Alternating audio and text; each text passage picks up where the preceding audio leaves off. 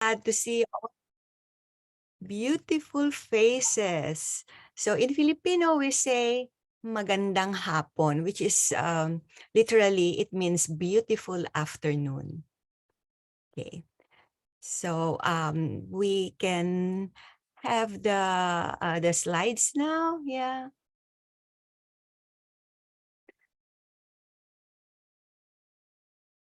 So for the people who are here, may we know something about you and why you're here and you're interested in knowing about Filipino? Anybody? Let me start. My name is John. I'm one of the counselors here. I came here from the Philippines back in, God, 79. I was 13 years old. And I was a club advisor for the Filipino club back in the day, in the early 2000s. And I'm glad to be here. Well, thank you very much. Anybody else who would like to share? Hi, this is Zare. I live in Glendale and have met many wonderful Filipinos, mostly in the hospital industry for some reason. And they're all super nice and glad to be here. Oh, thank you very much for coming. Anybody else would like to share? Maybe they're shy. People in the chat are saying, I am Filipino and just interested to join in. Others are saying just genuinely interested in learning about different cultures and grateful to be here. Came across the Filipinos in my classroom and around the Glendale, Los Angeles area. I'm not Filipino, but I know many Filipinos, so I'm interested in learning more about the culture. Kara Love shared, I'm a Filipino American born and I just wish to learn more about my culture. Growing up, I didn't truly get to appreciate my culture, and learning anything more will be amazing. Gabriel also shared, I want to learn more about Filipino culture. Okay, thank you. So we can start with what I prepared. So Carla has introduced me already, and she really gave so much about me to you. And yeah, let's begin. So why is Filipino, or how did Filipino become the third most widely spoken language in the US? But first, I'd like to acknowledge the Tongva peoples as the traditional land caretakers of Tawanga in Los Angeles Basin and Southern Channel Islands. And I am grateful to have the opportunity to work for the indigenous peoples in this place. And as a land-grant institution, we pay our respects to the ancestors, elders, relations past, present, and emerging. And I would also like to acknowledge Claire Hitchens-Chick. She's the Associate Director of the Title VI National Heritage Language Resource Center at UCLA. Thank you. So this is how we greet. We say magandang umaga, which basically means good morning or beautiful morning. That's the literal translation. We say good noon, magandang tanghali. And in this slide, you would see on the upper right corner, that's a festival in Lucban, Quezon, where they have this. These are edible leaves. You can eat them. And if it were a colored picture, it would be multicolored. And down here on the left is the EDSA Revolution, or the Epifanio de los Santos Avenue Revolution, when we ousted the dictator, Ferdinand Marcos, who ruled the Philippines for 20 years. And he was taken by the US to Hawaii, where he passed away. So, but this is a turning point in our history. But unfortunately, the son is now the current president of the Philippines, and we call him BBM, Bongbong Marcos. Okay, and next slide, please. So it's magandang hapon. magandang gabi. So we have four, four greetings. So in English, you only say PM is both for the evening and the afternoon. But in Filipino, or more commonly familiar here in the US, it's Tagalog. No, they call the language Tagalog. So, and I wrote there, nagagalak ako na makilala kayo. I'm pleased to meet all of you. Okay. And then this is how we say, kamusta comes from como estas, from the Spanish como estas. And paalam means goodbye. So this is how we greet. Magandang umaga, magandang tanghali, magandang hapon, at magandang gabi. At nagagalak ako na makilala ka. And then I would introduce myself. Ako si Tita. That's my nickname. Ako si Tita. That means I am Tita. And then anong pangalan mo? What is your name? And then taga Pilipinas ako. I am from the Philippines. And paalam means goodbye. So next slide, please. So, and this is other ways of saying goodbye. You say, "Diyan ka na," which literally means you be there. So this is what I said earlier. Taga saan ka? Where are you from? Taga Pilipinas ako. I am from the Philippines. Anong pangalan mo? What is your name? No? Blank ang pangalan ko. So I would say Tita ang pangalan ko. So my students call me Tita. Okay, and you would see the chocolate hills in the Philippines. This is in Bohol. During the summer, they look like, Kisses chocolates because they're brown. And the other picture on the upper right, that's the oldest church in the Philippines. It's called Baclayon Church, also in Bohol. Yeah, we have 350 years of Spanish rule. Okay, so where is the Philippines? No? Nasaan ang Pilipinas? Nasa Timog Silangang Asia. It's in Southeast Asia. So that is where the Philippines is. Now, it's shaped like a rosary. Okay. Next slide, please. So here are some fast facts about the Philippines. So there are 7,107 islands and islets depending on high tide or low tide.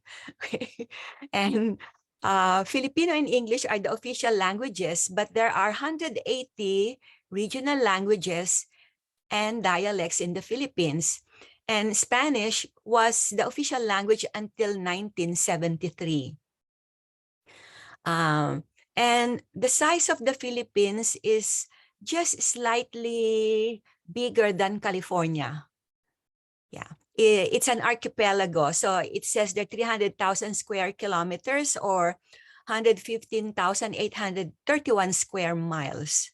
That's the land area only, not including the water in between. Okay.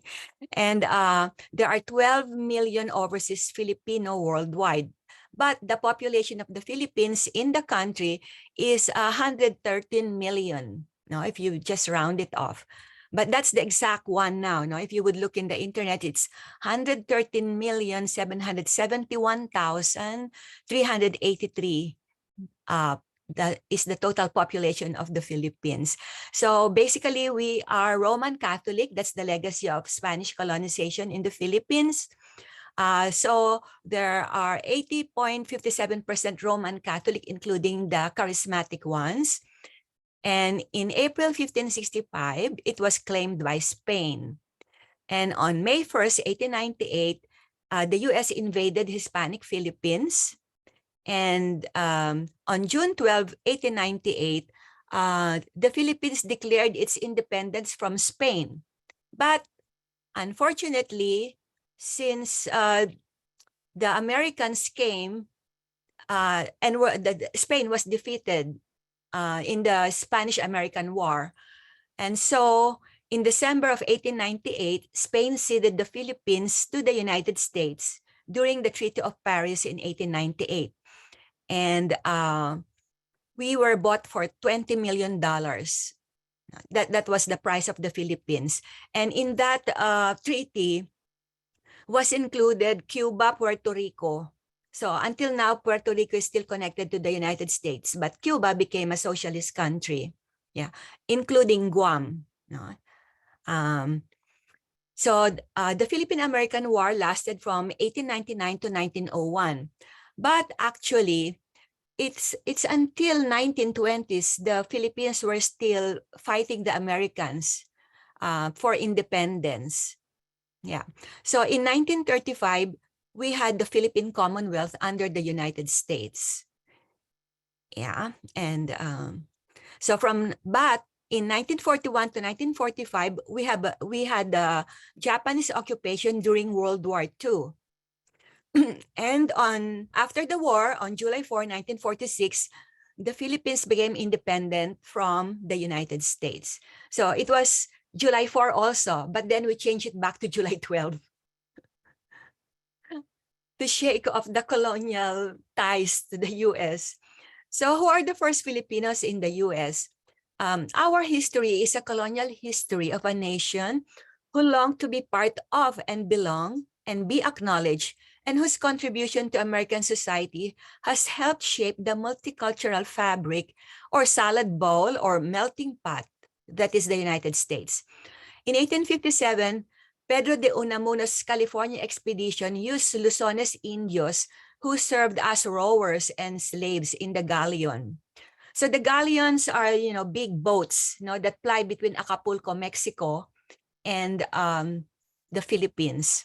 And in 1781, Antonio Miranda Rodriguez, identified as Filipino in historical documents, was one of the original founders of Los Angeles.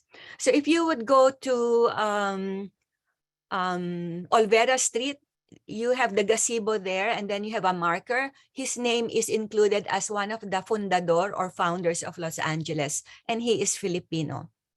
But unfortunately, his daughter got sick. They went to Santa Barbara, and that is where he passed away too. But he was a maker of arms for the Spaniards. Okay, so in 1883, there's a Manila settlement in St. Malo in New Orleans. And this you can see in Harper Weekly, a magazine. And here on the next slide is a picture of the St. Malo in New Orleans. And surprisingly, in New Orleans, the Filipinos are not considered colored. In their birth certificates, they're considered white. No, that's something new because in California, no. Okay, so you could see the architecture. It's like the cube house of the native Filipinos in the Philippines, and they brought over their culture to wherever they went. Yeah. Okay, thank you. So in 1896, the Philippines declared a revolution against Spain. Now, we were 350 years under Spain. So as I have said earlier, the US bought the Philippines, Puerto Rico, Cuba from Spain in the Treaty of Paris in 1898, and it was $20 million. And thus began US colonization of the Philippines, which lasted until 1946. So what did McKinley say? It's manifest destiny, it's benevolent assimilation. It's a white man's burden to civilize and Christianize and teach the little brown brothers the rudiments of democracy. So that was their reason for coming to the Philippines. So during that time, from 1910 to around 1930s, the Filipinos were classified as wards or nationals. And so we did not need a visa to come to the US. And there were also scholars who were called pensionados because they were supposed to take the helm of the government when the Americans leave the country. So, but most of the Filipinos were workers in the fields of California, the cannery workers and fishermen in Seattle and Alaska. But in the 1930s, there was so much discrimination and racial prejudice that you would see this in the novel of Carlos Bulosan's America is in the Heart. And you would see signs that hang on hotels and restaurants that say positively, no Filipinos allowed. Next slide, please. So this is Carlos Bulosan. and this is his novel. And if you have the time, you read it. It's really a gripping story of the Filipinos in the United States. Next slide, please. So here are some, they say a picture paints 1,000 words. This is America in the Philippines. So the center is Intramuros. It's a walled city. It's like little Europe. It's like little Spain. So inside that, you would see buildings, you would see schools that are, you know, Spanish style. So you would feel like you are in Europe. And actually, when I went to Spain, I said, oh, I don't feel lost at all. It looks like the Philippines, but a bigger scale. No, but it looks exactly the same. Yeah. And here you would see on the lower left, that's the trenches when the Filipinos fought the Americans. The Filipino-American War was officially declared on February 4, 1899. Yeah. And this is the SS Thomas, the boat that you see, that's SS Thomas.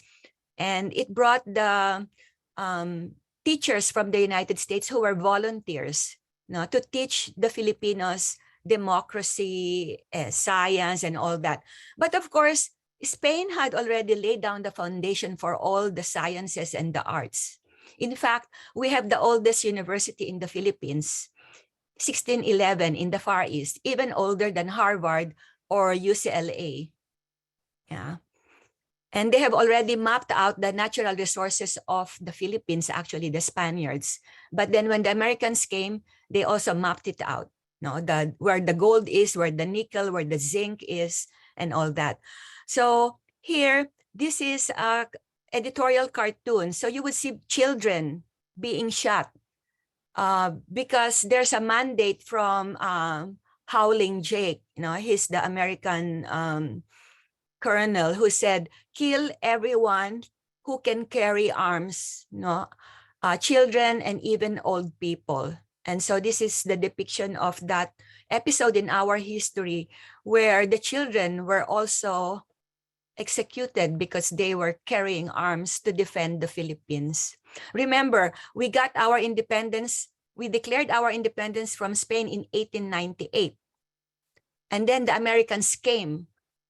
And in 1899, we became a property of the United States. So the independence, you know, in the minds of the Filipinos and the emotion is very fresh. So no wonder they were still fighting until 1908, when the last general, Filipino general, surrendered to the Americans. Okay, next slide, please. So here's the white man's burden. And you see again the devastation and the human, you know, the death toll from the Filipino side. Yeah. Next slide, please. And water cure is not curing someone. It's a form of torture. It was first used in the Philippines. So the Philippines is considered the first Vietnam. Yeah.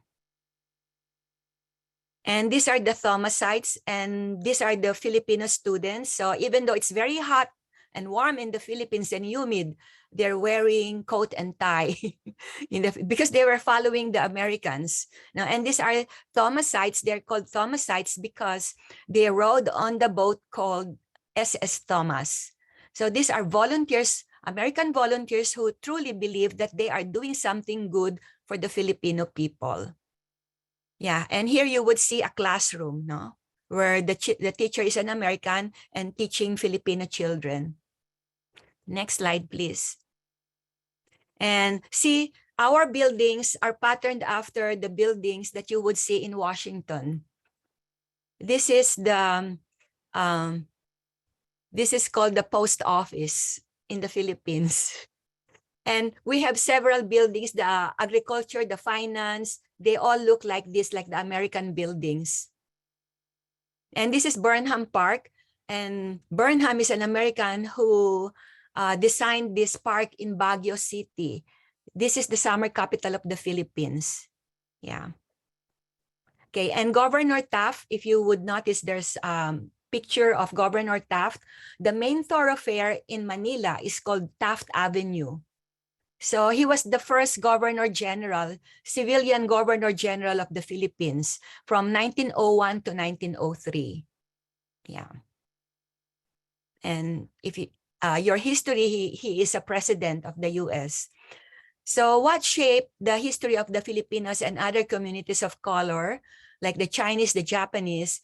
So during World War II, the Filipinos fought in the war and were accorded citizenship because American soldiers have to be US citizens. Otherwise, they won't be able to defend the US and serve under the US Army. So there were mass swearing of citizens during that time.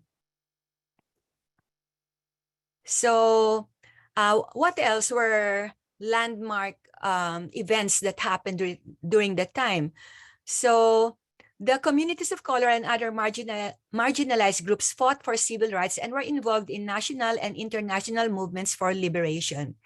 So there were the landmark legislation and events like the Civil Rights Act of 1964, Voting Rights Act of 1965, and Immigration Act of 1965, and of course the Watts Riot in 1965. The 1965 grave strike was started by Filipinos, which lasted for 5 years, and they won what they were asking for. On November 6, 1968 to April 1969, this is the longest student strike ever in the history of the United States. And this strike and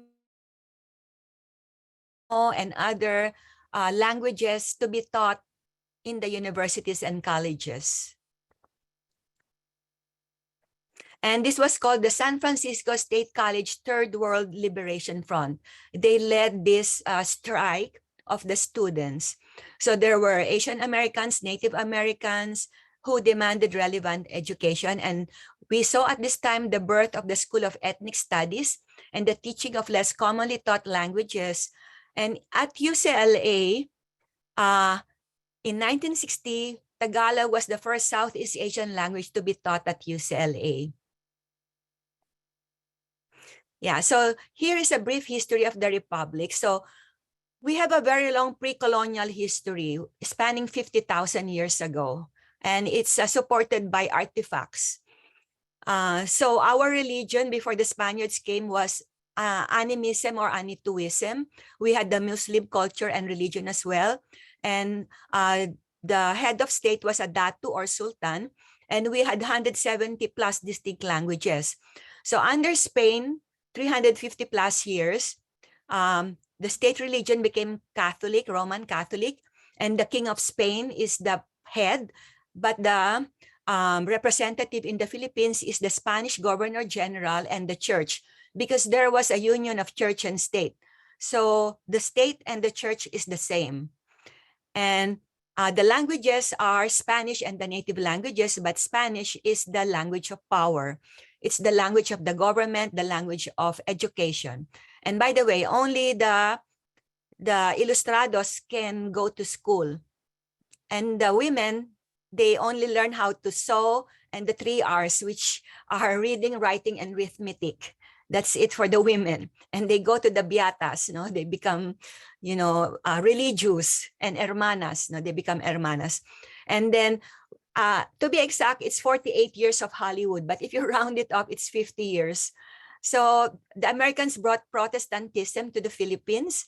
We had an American Governor General, first a military Governor General, and then they shifted to the civil Governor General, and Taft was the first one. And the official languages were Spanish, English, and Filipino with the P, under the Commonwealth of the Philippines under the United States. And now that we are a neo-colony, we're still connected to the US actually.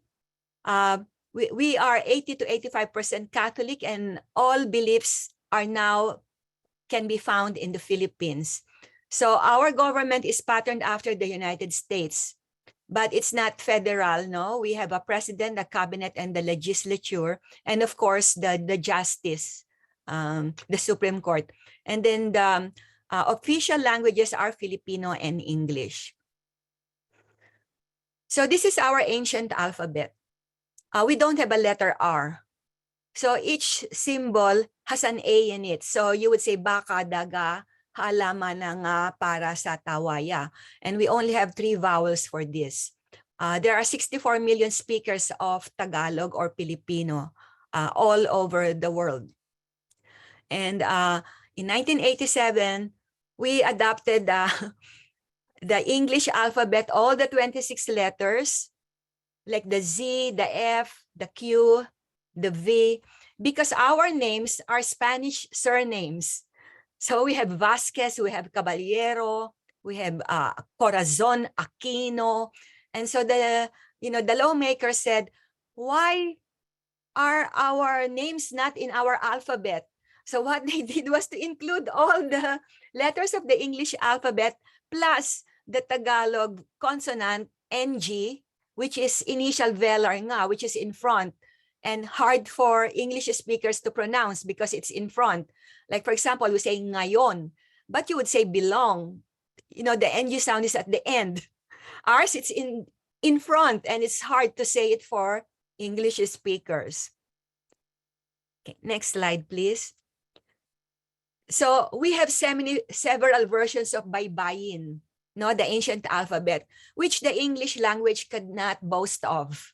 So we have Kapampangan, we have Ilocano, Bisaya, Bicol, Pangasinan, and in Sulu and Maguindanao. And we have 17 accounted Philippine syllabaries. They're not exactly the same. There are some variations, and they're really called Bisaya, Bicol, Pangasinan, Kapampangan, and Tagalog. They're not interchangeable. Okay, next slide, please. So this is an example of the Ilocano. There are many Ilocanos in the US because of, in Hawaii, they needed planters for the sugar plantation, and also in San Jose, California. That's why we have many Ilocanos and many Kapampangan, because the US bases were in Pampanga before. So we employed Filipinos in the bases. So they're able to get their families and bring them over to the US. Yeah. So here is another one, an example. Then you would see it lists down the different types of baybayin. So it's not only Tagalog. Yeah. Okay. And until now, some of the natives in the Philippines still use this kind of writing. No, but it's perishable. They were using bamboos, they were using leaves. So we didn't have any record. But the first book published in the Philippines is written in baybayin. And guess what? What the title of the book is? So printing came when the Spaniards came, and they used the Chinese artisans to carve out the letters for printing. And the first book printed in the Philippines was Doctrina Cristiana in Spanish, Tagalog, written in baybayin, and the Romanized Tagalog. Yeah. So we had printing first. Long before you had printing here in the US, we were already printing in the Philippines. So what is Filipino exactly? Why is it called Tagalog in the US? So Filipino is the national language of the Philippines as mandated by the 1987 Philippine Constitution. There are more than 120 native languages spoken in the country. Some are not even written yet. They're only oral. And it is also the term used for the citizens of the country where the language originated. In the US, the most popular Philippine language is Tagalog, which was declared the basis of the national language in 1937 when the Philippines was a commonwealth under the United States. And in 1946, after World War II, the Pacific War, the Philippines became independent from the colonial rule of the US, and Tagalog was renamed Filipino in 1959. And in 1987, it was renamed Filipino with borrowings from the Philippine and international languages, mainly from Spanish and English, owing to more than 350 years of Spanish imposition and 48 years of American colonization from 1898 to 1946. However, American rule was interrupted by the Japanese occupation from 1941 to 1945. So according to the US Census Bureau, and this is the latest that we could find, the 2018, they refer to Filipino as Tagalog, including Filipino. But the preferred name is Filipino. That's the more politically correct term for the Philippines. According to the US Census Bureau, there are 1,760,468 Tagalog speakers, including Filipino. So grammatically, there's no difference between Tagalog and Filipino. It's only the name. And of course, Filipino has so many borrowed words. Of the 2,960, 2,920,160 Filipinos in the whole of the US, Filipino called Tagalog in US Census is the third most widely spoken foreign language, of which 364,685 speakers live in Greater Los Angeles area. Yeah. So first is, of course, Spanish, because, part of Mexico, is in the US. It was, they lost in the war, so America occupied it, expanded. And of course, the Chinese, anywhere the Chinese are numerous. No doubt about that. Okay, next one. So here are some numbers just to give you a picture of why it is the third most widely spoken language. So for example, in California, it is number 1 because we had the ranch labor, we had the agricultural workers in the 1920s and 1930s. And then, of course, presently, we have the caregivers, the nurses, the doctors who work as nurses in the United States. They are full-fledged doctors, but they become nurses in the US. And number 2 in Illinois, because there are many nurses in Illinois, and in Texas, because of the US base. And in Nevada as well, there's a US base there too, New Jersey, and New York. So this is how many the Filipinos are, and there are so many Filipinos speaking the language at home for the population 5 years and over.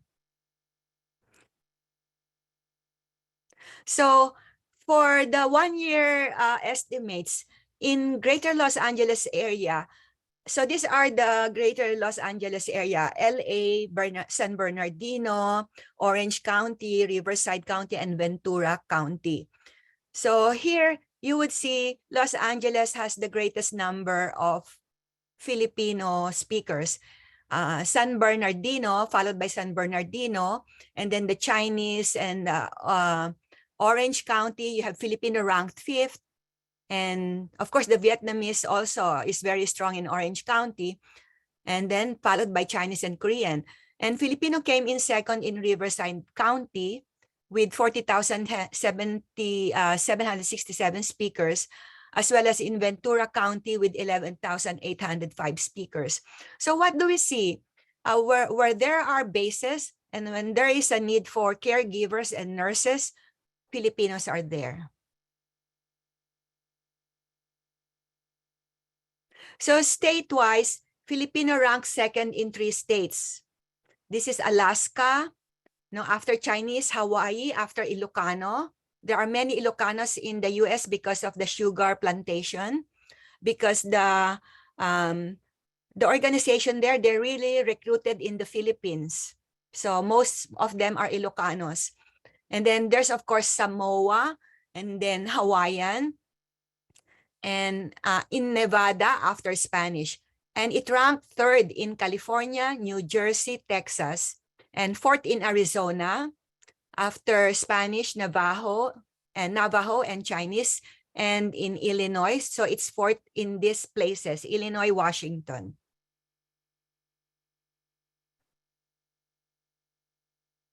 So here are the numbers, if you're curious. So 3rd in the whole of the US after Spanish, 2nd in Alaska, 2nd in Hawaii, and 2nd in Nevada. So you notice the shift in numbers.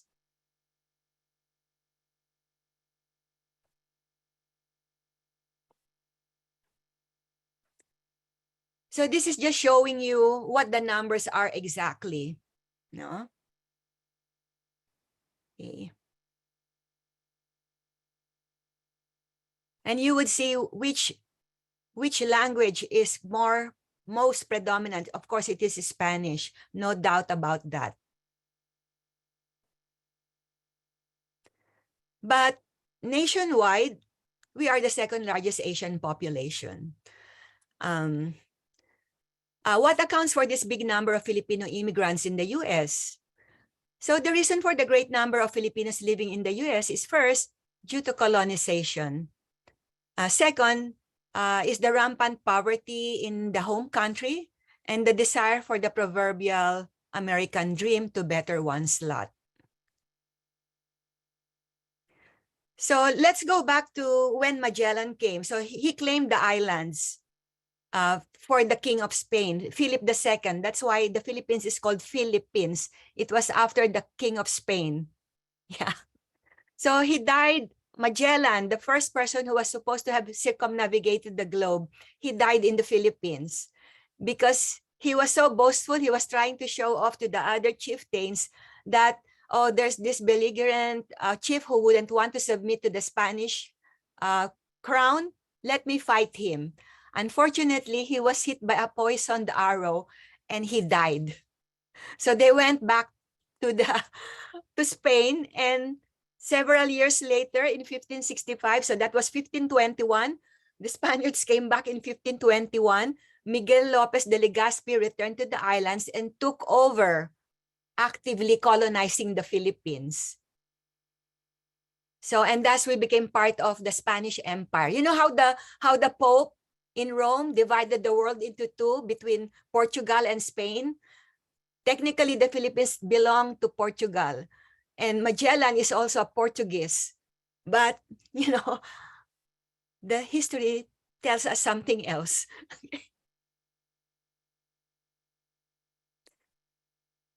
So here I have introduced this idea to you already, no? In 1763 in Louisiana.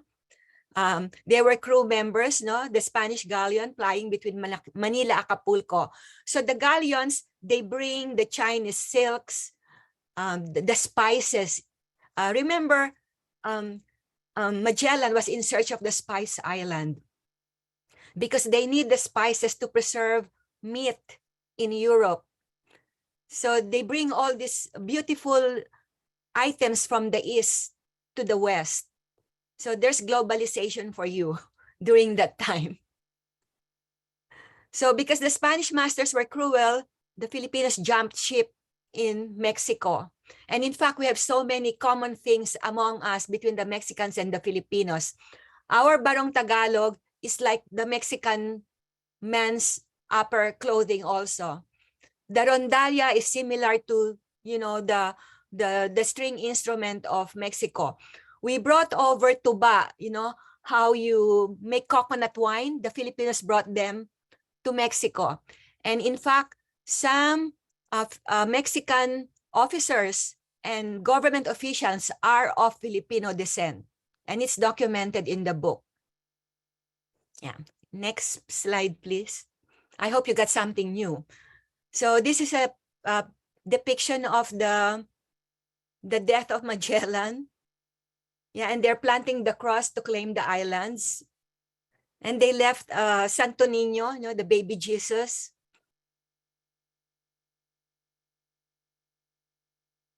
So I've mentioned this earlier already. You know, Pedro de Unamuno was a Spanish explorer, and he used the Filipinos. And later in 1781, Antonio Miranda Rodriguez was a founder of Los Angeles. And this is according to Bill Mason, who saw the documents. But Bill Mason passed away already. Yeah, and Bora is a librarian at UCLA who retired already, who also researched on this. So these are the documentation that indeed a Filipino was one of the founders of Los Angeles.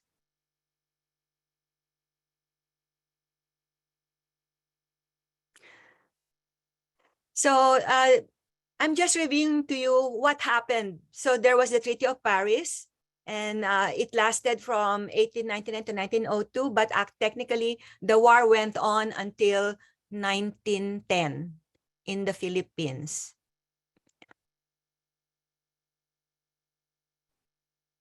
And I have introduced this idea to you already, that we work the fields of California and Hawaii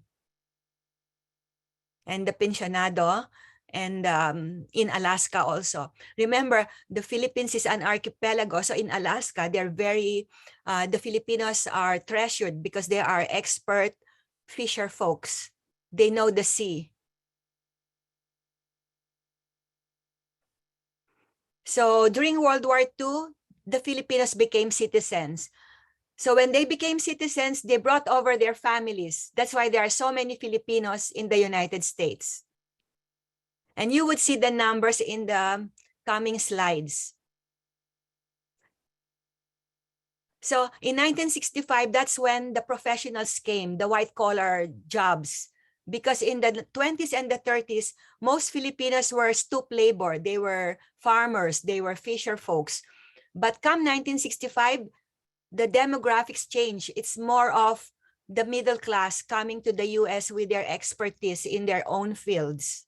Like right now, they are recruiting teachers from the Philippines to teach the elementary grades and special education in the United States. So right now, Mexico, of course, has the most number of immigrants, followed by the People's Republic of China and the Philippines. And we will soon be overtaken by the Indians from India. They're coming in droves. But look at the succeeding slides, you would see the number of how many Filipinos come in yearly. They come by the thousands, like 390,000. But look at Mexico, it's 2,590,000. That's in 2015, 2016, 2017, 2018, and 2019. And now we are 2022, right? Look at that, 2,490,000 Mexicans. And the People's Republic of China is 490,000 in 2019. And the Philippines, 370,000.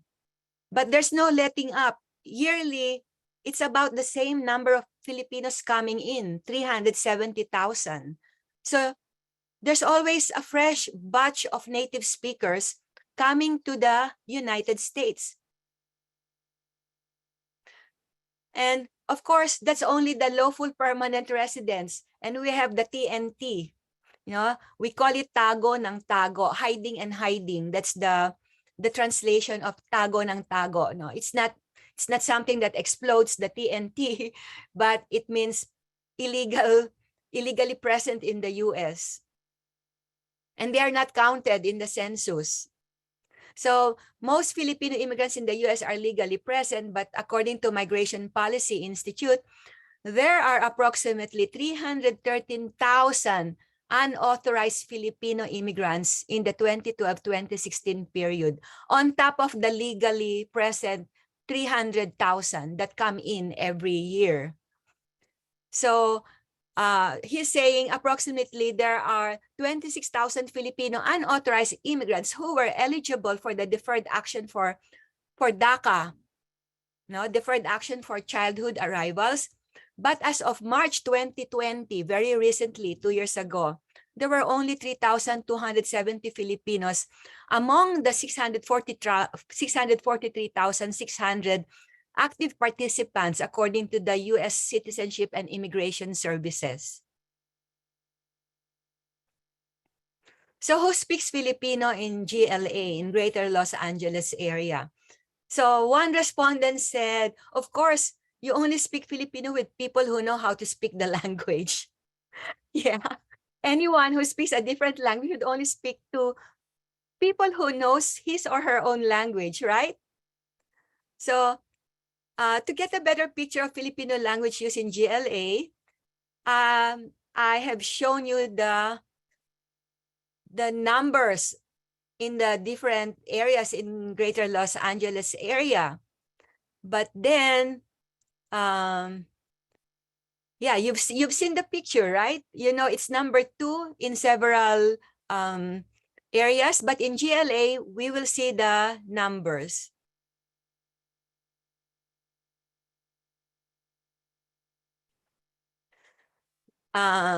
So what now? Now we're saying we're the second largest Asian population. We have third most widely spoken language all over the United States, not just in Los Angeles or in GLA. Why, no? Filipino as the national language, it serves as a signifier of national unity and national identity of the multilingual nation that is the Philippines. At present, Filipino is a less commonly taught language in the US. It is a non-major, non-minor field of study, despite the fact that Filipino is the third most widely spoken language in the US. What's the reason? Because Filipino is not the language of power.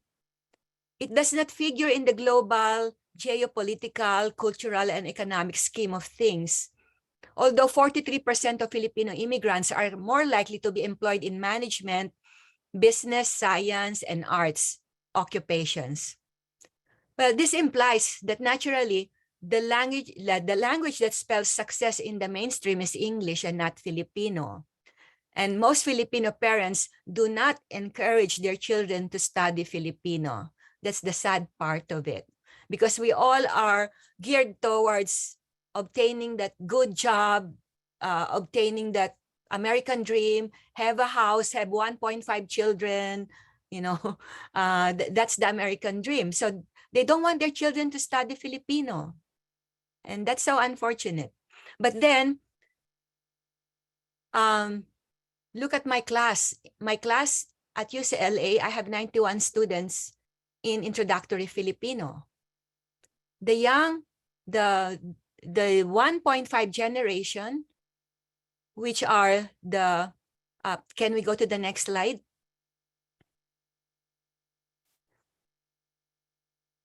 Yeah, so this is all about the immigration, and I know. So this is how we classified the generation. So generation 1 would be those Filipinos who came to the US when they were 18 years old, no? And then the 1.5 would be the 11 to 17 years old. And the Gen 2 would be those who were born in the US. So you would see that 1.5, there's only 17, yeah? They were, these are immigrants, but the 0 to 10, they were born in the US. And the respondents were 110. We conducted this research, and these are our respondents. Next slide, please.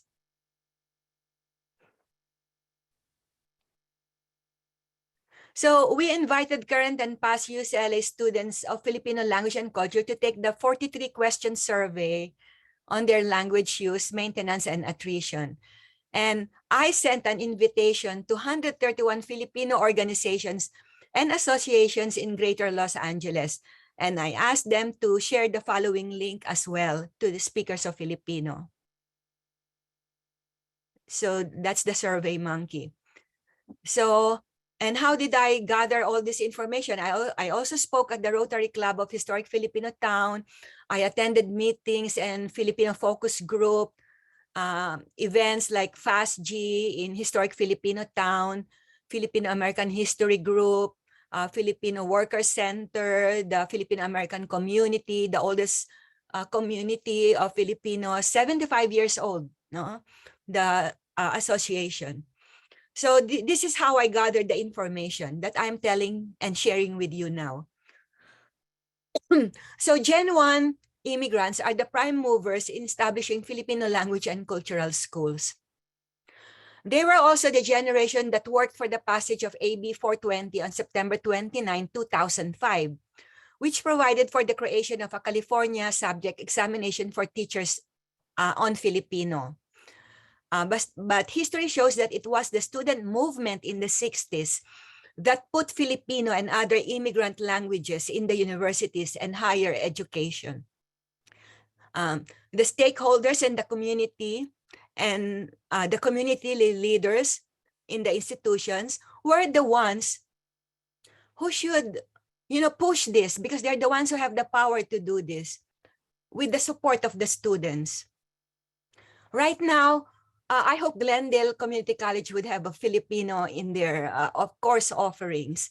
Right now, it's only UCLA, UC Berkeley, UC San Diego, UC Riverside that has offerings of Filipino. San Diego has a lot in high school, but not in Los Angeles, not in our area. And yet we have, we have the biggest number of speakers and people in the area. So the Gen 1, the adults, and the Gen 1, the 1.5, they are whole when they immigrated to the US.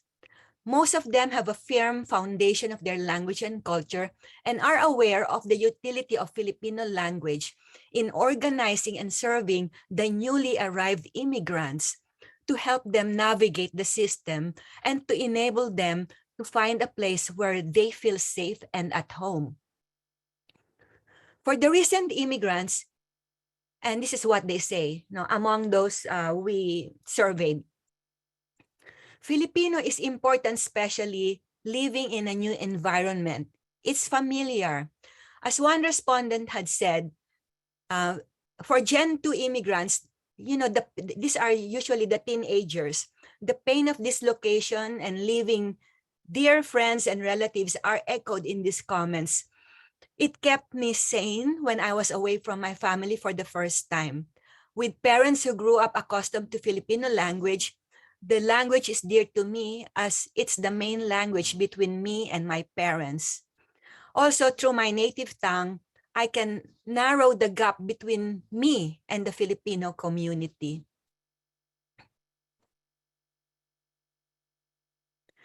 So, most of my students at UCLA belong to the Gen 2. And who are the Gen 2?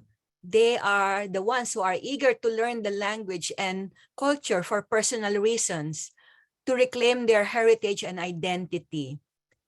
So one interview we wrote, knowing and using Tagalog helped me understand myself in a better sense.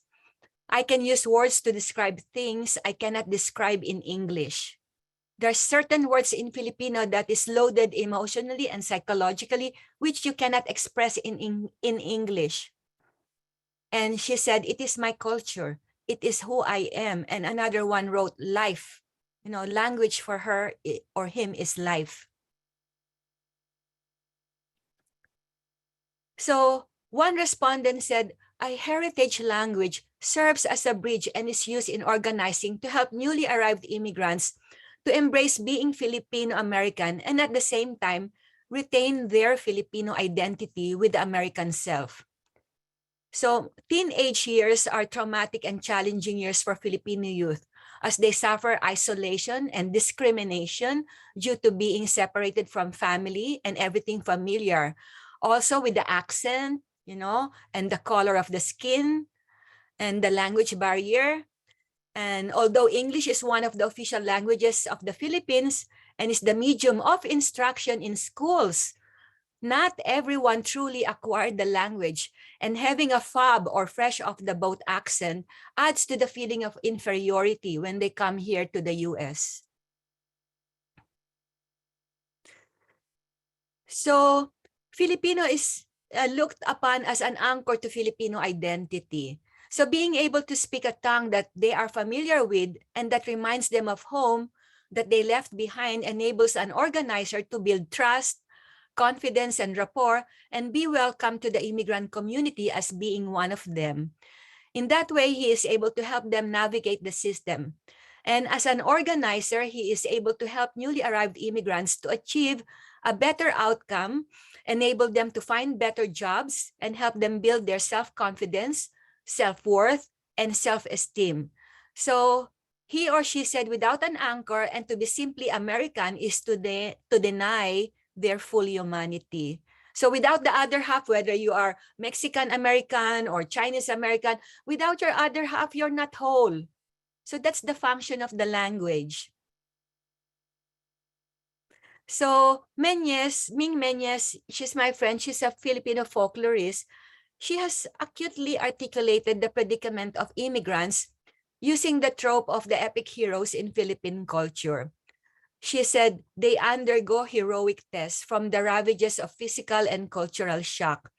Like their epic heroes, immigrants and their progeny experience a transformation through culture change. Perhaps even a symbolic death for those who deny their heritage, only to discover that they are lost without an anchor to the past.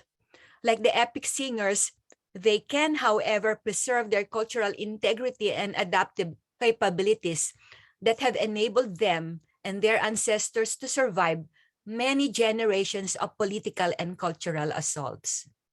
And it is encoded in the language, no, your values, your personhood, it's encoded in the language. So although the civil rights movement has accomplished much for the immigrant population, the issue of discrimination and racial prejudice are still a burning issue. Speakers of languages other than English are discriminated against. Not so long ago, Filipino nurses were prohibited from speaking their native tongue during their break time at work. Filipinos are also discriminated against for the color of their skin. A Filipino family experienced racial slur at a Mount Carmel Valley restaurant in California. But the times are slowly changing. Today, in the progressive parts of the country, diversity, inclusivity, and language justice celebrate the diversity of languages and cultures, which are regarded as an important national resource, especially in this age of globalization and transnationalism. And to that, I would say Filipino and the other languages spoken in the US would remain US languages. They're not just Philippine language, they are US languages. Spanish is a US language. Thank you very much. So in case you want to learn Filipino, there's these books, I co-authored it, and that's the dictionary that you can use. And these are some of the beautiful places in the Philippines. We have the rice terraces, there's the beach, Boracay, white sand, and there's the volcano that's almost a perfect cone shape. And of course, we have the Philippine Dip, the second deepest part in the world, where you could see beautiful aquatic animals. And then, of course, Apple the Up. Apple the Up is half Filipino. The song Bebot. Yeah. So if you have any questions, I'm open for questions now. Thank you very much. Thank you, Carla. Yes, thank you so much, Dr. Domingo. It was amazing to learn so many new things that everyone was really surprised about too. And learning like Los Angeles was founded by a Filipino and ancestry from Filipino. So it's amazing to see. But yes, I wanted to open it up to any questions that anyone might have for Dr. Domingo.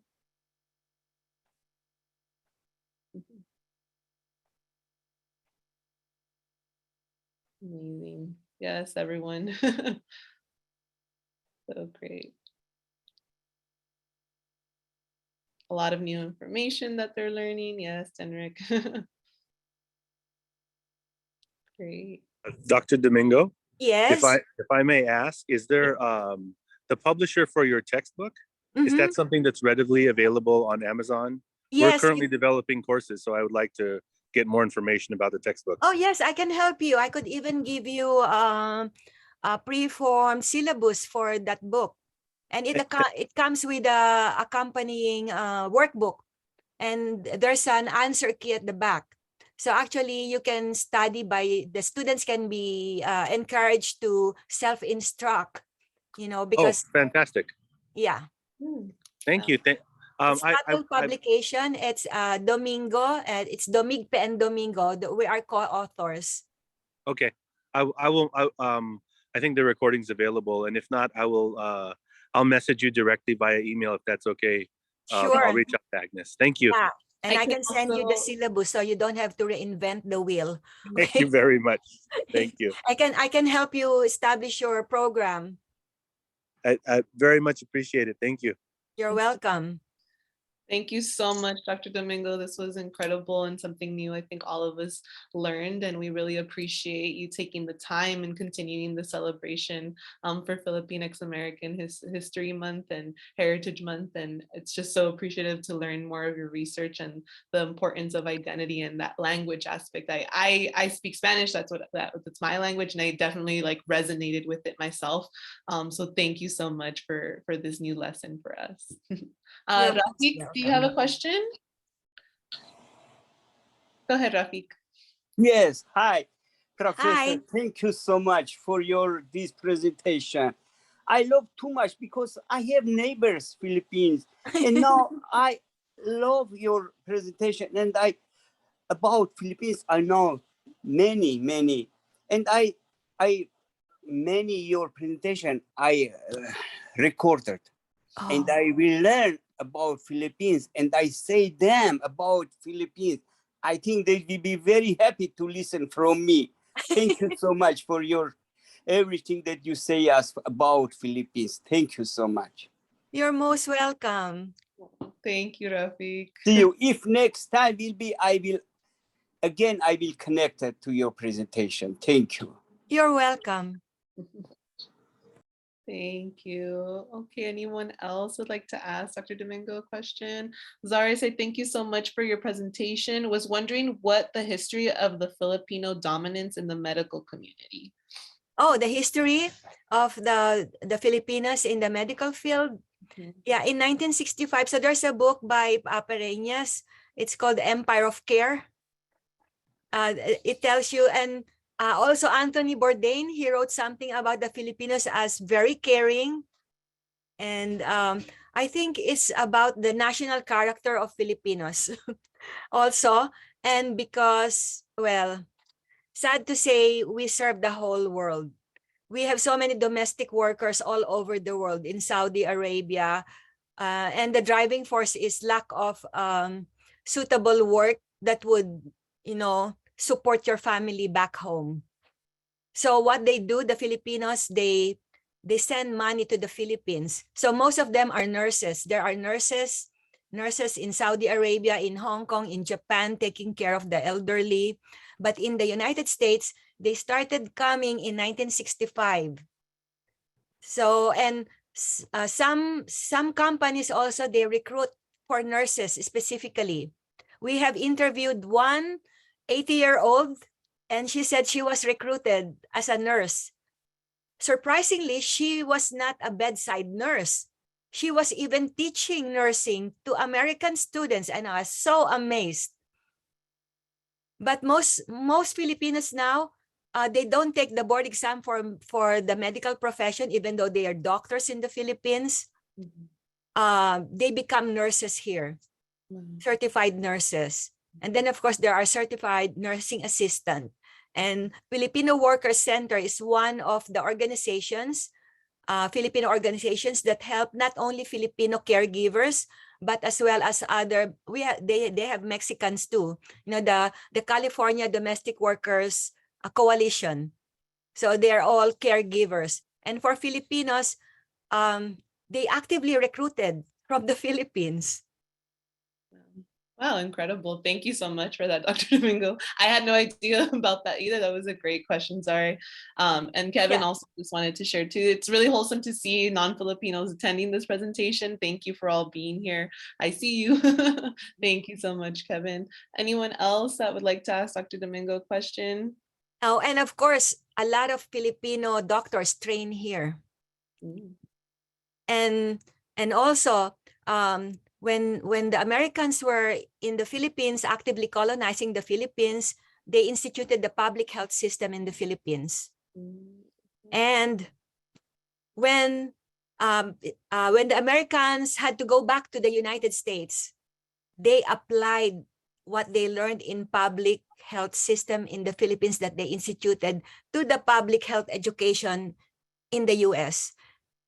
Because the head of the public health system in the Philippines, the American head, went back to the United States and taught in the university. And then they patterned some things that they applied in the Philippines to the US system of public health. Wow. Wow, that's like a whole nother presentation that we could Yeah, that's a always different do. one. I just want to It's mention it. incredible. Mm. Yeah. Well, thank you so much, Dr. Domingo, for being with us today. This event again was brought to you by Cultural Diversity. Please look out for our other events that we're going to have next week, continuing our celebration of Filipinx American History Month, and other events celebrating our cultural diversity on campus. Thank you so much, Dr. Domingo. I really appreciate it. It was incredible. You're most welcome. Thank you. Maraming salamat. He's saying maraming salamat. Po, That's good. maraming salamat po. Walang Maraming anuman. salamat po. Thank you. Mm. Thank you. Bye-bye. Bye-bye, everybody. Thank you. Oh, so bye-bye. Sorry, Professor Yes. Domingo. Is it possible to stay in contact with you? Is there an email that I can reach out to you by? I can forward you her email, Kevin, if Yeah. you'd like. Yeah. Okay. Yeah, so that you can communicate with her. And I just want to say thank you for the presentation. As a community college student, I found that there are no accessible Tagalog classes in the LA area. So I think it's really important that you came and gave this presentation. I know that they teach Tagalog in San Francisco, they teach Tagalog in San Diego community colleges, but not in LA. And so Before they had in LACC, but then the teacher retired. So uh, nobody took up teaching Filipino again.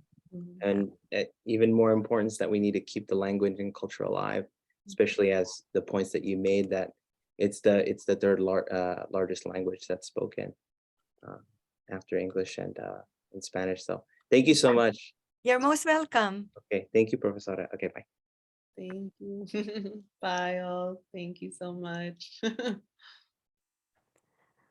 Well,